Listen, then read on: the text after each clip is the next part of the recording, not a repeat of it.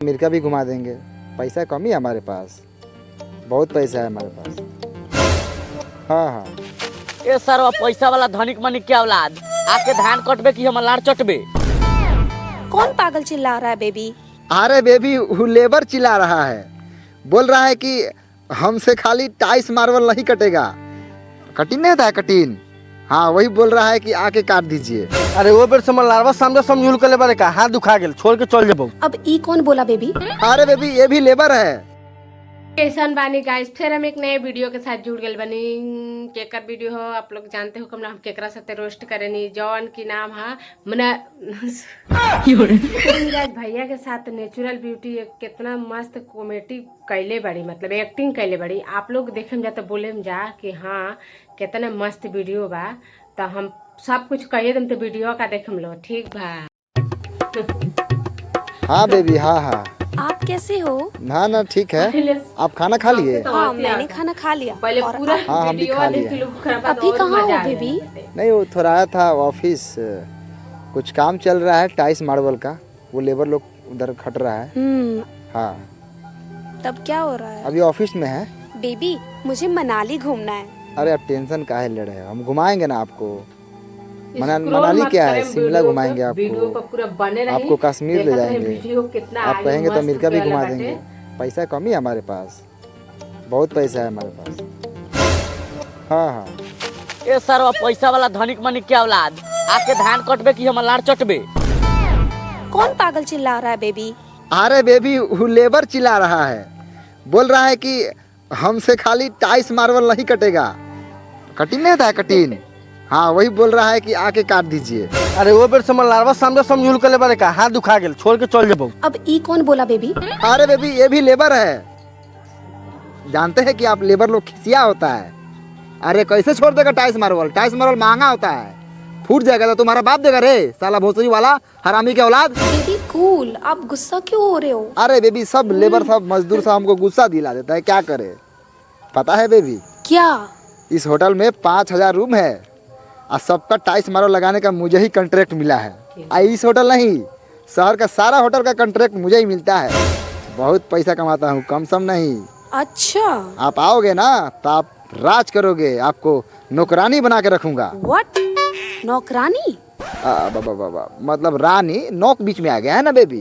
बाग बहन चोदबा एक महीने से भूखे पानी आ साल धरे ले हाथ दुखा गेल मलाने धर। अरे क्या करे बेबी क्या हुआ? आपका ऑफिस कहाँ उड़ गया?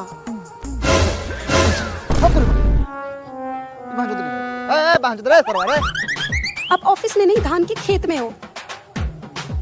बेबी पता नहीं मेरा ऑफिस कैसे उड़ गया, अभी तो था यहाँ। झूठ मत बोलो, कसम से बता रहा हूँ। आज के बाद मुझे कभी अपना शक्ल मत दिखाना। जाइए, मैं आपको ब्लॉक यहाँ ऑफिस था अभी उड़ गया। माधर चोत के बच्चा खेत में पर्दा डाल के धान काट रहा है और बोल रहा है ऑफिस में हूँ। छी, कितने धोखेबाज हैं ये लड़के लोग। अब मैं किसी से नहीं पटूंगी। बेबी बात मानो बेबी, बेबी ए माधरचोद बेबी।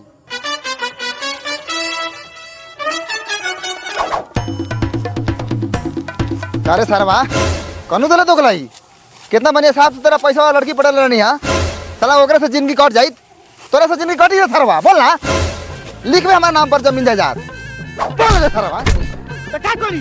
भला भला लड़की के फसावत ले हा उछिन जाके ये राज करी कि गहू धान का। अरे लास्ट में तो गहुए धान कटाई, अभी फसावत रहनी है। सब सरवा तो ये लेखा फसावेला तो उसे सही बा ना। मौका तो हाथ से भी हाथ हो गेल। ला वहां चल वाला वहां से ला धान काटी साला, वो अब हमारे से बतिया जाता। ए तो नौटंकी खत्म हो गई होई तो हमर शॉट लाओ, 12 देर पहन ले ले। हम मेहरारू पेट से बा, ओकरा के दवाइयो खियावे कहीं गोरो जाते को होई। घर नौटंकी मत बतियो साला, एगो बढ़िया माल पटेले ने साला मिलके तो खत्म करा देले।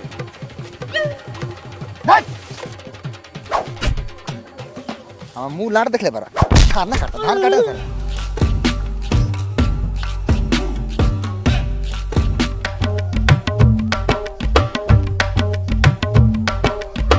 बस 1 महीना आवरो करे जा, ओकरा बाद तो पेट से हल्का होइए जे उछल कूद करत रही है। चुप रे कोरिया, तोरा चक्कर में 9 महीना से बंधक में बनी। कितना अच्छा नेचुरल ब्यूटी बन के घूमत रही। अब तोरा प्यार में कबो ना पड़े। अच्छा जब हमरा प्यार में ना पड़तू तो हम माई कैसे बनतू? बस एक महीना के तो बात बा, ओकरा बाद तोरे राज बा, घूमत रहिए नेचुरल ब्यूटी बन के।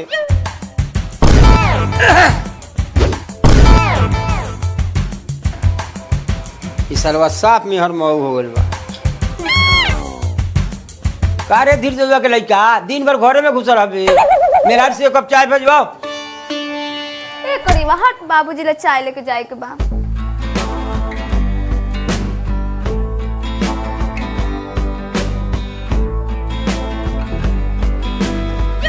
सुना है ने अइलू आइट के चल देलू, बुझाई त इहे एगो लड़कोरी बानी, हमनी के त बाजिन बानी, लइके कहियो बियाले नहीं खी, हई कपड़ा के पसड़ी, तू की तोर बाप।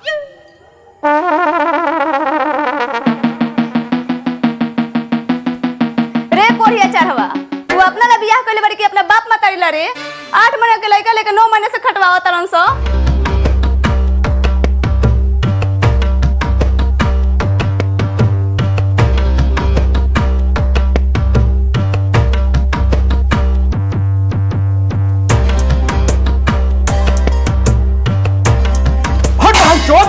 ई खाना है कि पैखाना?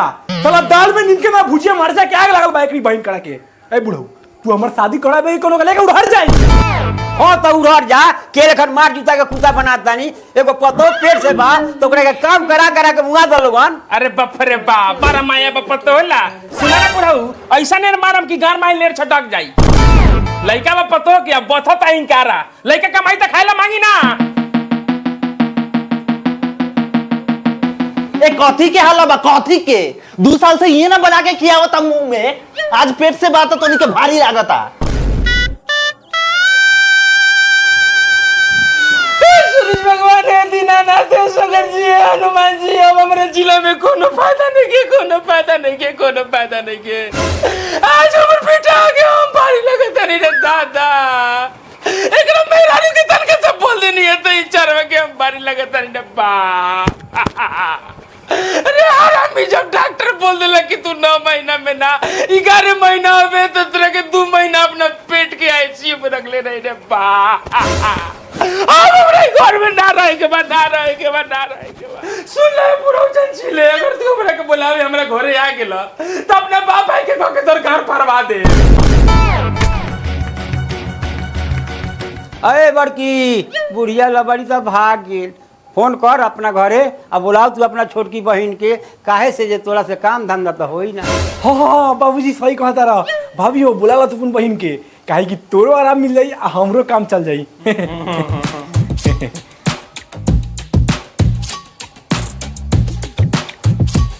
हेलो, ए माई छोटकी के भेज, हमरा से काम धंधा नहीं के होता, ये काम धंधा खातिर झगड़ा होता।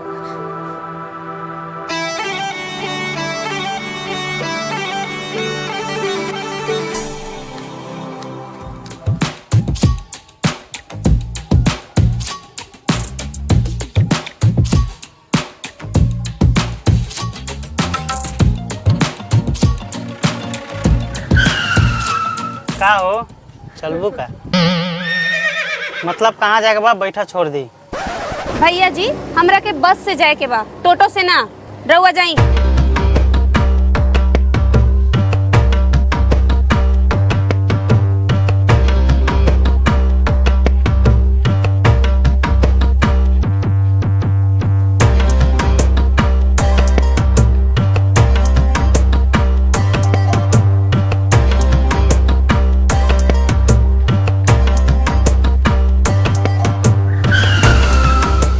भौजी कहाँ जाए के बा, बैठा छोड़ दी।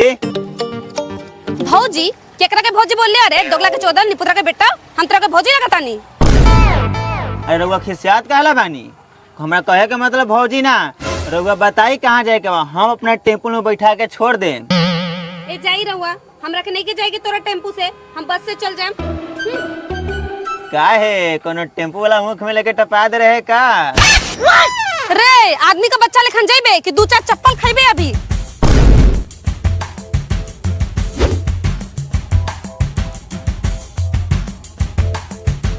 हेलो, ए हमर होके वाला बता, रोवा कहाँ बानी?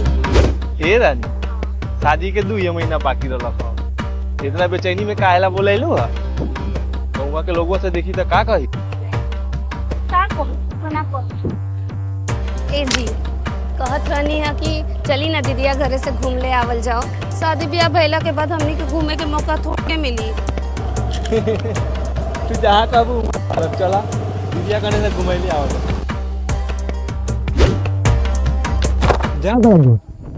जॉब से हमार भाभी के पेट में लइका बानू सारा काम धंधा हमरे करे के पड़ता एकरी बहिन करा के। चुप रे बुरी, तोर तो भौजी पेट से हो तो तोरा डिप्टी जे में काज होता आ हमरा तो फ्री में रोज के रोज कंपनी में गान लेवा के पड़ता। मतलब लेट होके के कारण बोली सुने के पड़ता। लो रानी आ गेल तोर बहिन के घर।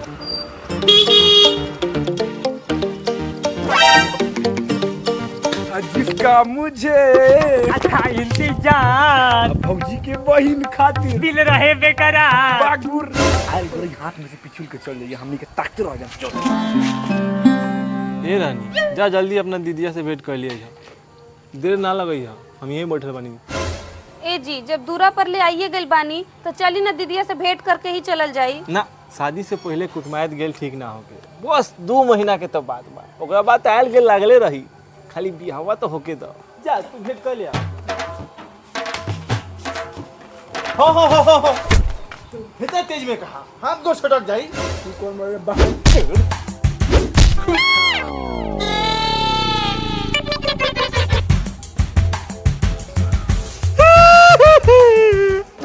देखा तो नहीं ये होगा वाला कुटुंब के कोनो ही जीते नहीं के हम एक मिनट ना रहो। चला जाते ए कहां चला तू जा, हमरा नहीं खे जाए के, हम यहाँ रहे आइल बानी।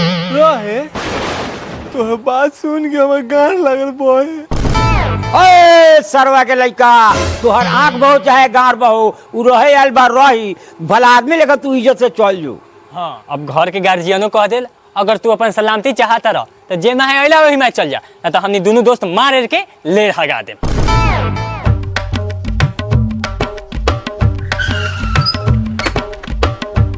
ए रनिया हमरा ना दोनों तोरा दीदिया के देवर के नियत ठीक नहीं खे लागत, तू चल घरे। ए का ठीक नहीं के लागत, अभी शादी ब्याह प्याज ना भइल आ चल्ला शक करे है। तू जा, हम जाता नहीं।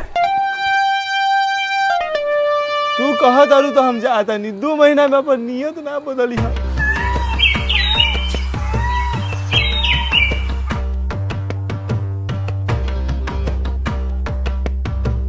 ए दीदिया जीजा जी के फसल बड़ा बहुत बार कब से आलू काटा तानी, साला कटाते नहीं खे। ए बबिया कितना दिन से तो कहते हैं तोरा जीजा जी के अपन फसल पिटवा लेवे के, लेकिन वो अपना आगू हमार बात मानस तब न। बताओ तो हमें हालत में का करी। सुनो ना साली जी, भल ना 10 दिन पहले फसलुआ पिटवा के ले आए रहनी है, अब एक गो सामान से रोज रोज काम होई तो भूत तो होबे करी। साला लोग चाय पिए तो गैस होखल, हमार बेगर पियले गैस होता, ऐसे तो अच्छा एक कप पिए ली। ए बड़की एक कप चाय अपना बहनिया से भेजवा तो। हाँ बनो बनो, ऐसे भी तोरा दीदिया के हाथ के चाय पी के हमर मन अगुताइए गेल बा, आ कहीं तोरा हाथ के चाय पी के हमर मन गरमा जाए। हाँ नु इतना दिन से बकरी का मूत पियावत रहनी हो कि हमरा से आज मन उगता गेल बा। ए बबिया उठ, बाबूजी के 1 कप चाय बना के दे।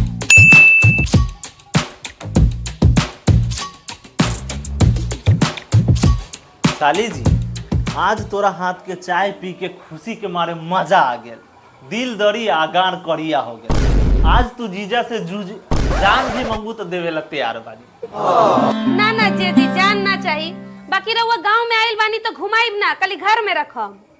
इहो कोनो पूछे वाला बात बा, एगो बाटे ना हमर छोटका लाल फालतू भाई, ओकरे जोरे घूम लो, हमरा कहाँ टाइम बा।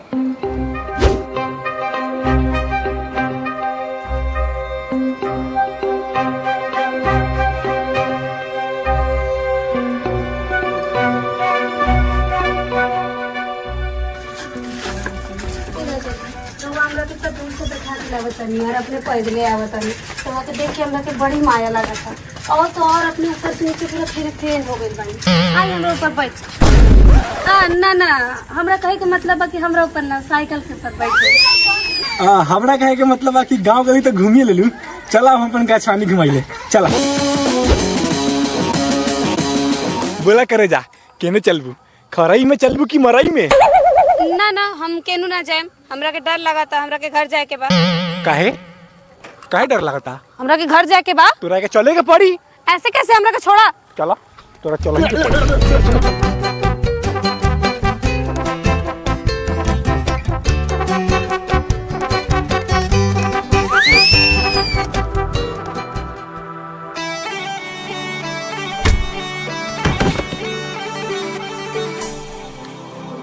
अब हम एको मिनट दीदिया घरे ना रुकम।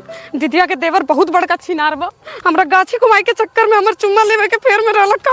ओए करे जा एके गोड़ा के अभी तो हम बाकी है बानी। काम धंधा हो गेल कि मुंह पर लात मार के भाग गेल। चल ओकरा घरे अभी ओकरा से शादी करे बिना मानब ना। चल ओकर बाप से हाथ मांग के आओ जाओ। हो रनिया के माई हमरा बाप के पता नहीं अपना पाप के हवा में उड़ा दे वाला। हम घर के गर्जियन है कि गधा हमरा कुछ बुझाता नहीं के। हाँ जानत नहीं कि कितना बार का घर के जिम्मेदार गार्जियन बारा से 3 साल से बेटी के दिन उतार के घर में बैठले बारा ई ना कि शादी बियाह क के हटाई। काहे ना बोलबू तोरा तो खाली बनावे के बा खाए के बा आ दिन भर टंगड़ी में तेल लगा के सूते के बा। जौन घामा में 2 रुपया कमाएला गाँव लिवावला ओकरा न बुझाला दौरत आ कौन गलती कैली हम कि हमरा के भगवान बना देलन तोहर मरद। देखाई नहीं के अपना बाप के रोड बुझल। प्रणाम। ये हमर दोस्त छोड़ना हाथवा ताल में आ गेल तनका छोड़ दिया। जाओ सर हम जल्दी तो भैया के ससुर सर सार जैसन बा तो कबो नहीं इस तरह होखेला ससुरारी हमारा भी अपन गाड़ी। के है केकरा के ओबर से झाड़ू से झड़ुएले बानी ई तो कोरिया के तइको आंख से लौकते नहीं के। अरे बाप रे बा ई तो दामाद जी के छोटका भाई हती ई ना कि नाश्ता पानी ला पूछी तो लगलन सुबह सुबह झाड़ू से झड़ुआवे। ए जाई रउआ नाश्ता के व्यवस्था करी चली बउआ लोगन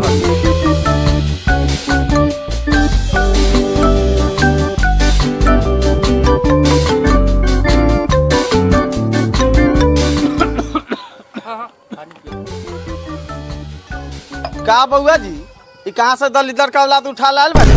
कहियो बाप जलन बिस्कुट ना खइले हवा का। रउआ चुपचाप रहम कि ना। अब बउआ जी कहीं ना बबिया के समाचार ओकरा देश से तक काम धंधा नहीं होइत होई। जी ना अब जे काम धंधा होई से बउआ होला के बादे न होई का। अच्छा उ सब तो ठीक बा इतना सुबह कैसे कैसे आइली है। बाबूजी दरअसल बात ये रहा हो कि हाँ बोला हमरा और बेटी से का बेटी से हम और बेटी से सच्चा प्यार करी ले वो कहे तो शादी ना करम तो दौड़ खा के मर जाए।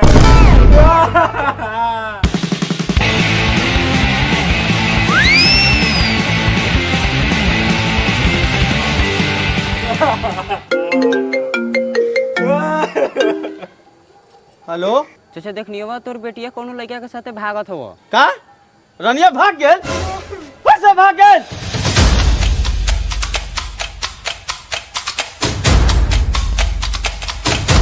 बस वीडियो में जो समाप्त करते नहीं आप लोग से छोटा सा रिक्वेस्ट बा कि आप लोग हमारे चैनल को सब्सक्राइब कर देना और बेल आइकन और प्रेस घंटी जरूर दबा देना ताकि हम जब भी अपन वीडियो अपलोड करें आप लोग के पास चल जाए। तो आप लोग से बस प्लीज़ हाथ जोड़ के निवेदन बा आप लोग बस हमारे चैनल को सब्सक्राइब करके 1000 सब्सक्राइब बढ़ा दे लो बस इतने आप लोग से निवेदन बा। तो कल फिर एक नए वीडियो के साथ जुड़ जाए तब तक के लिए बाय बाय।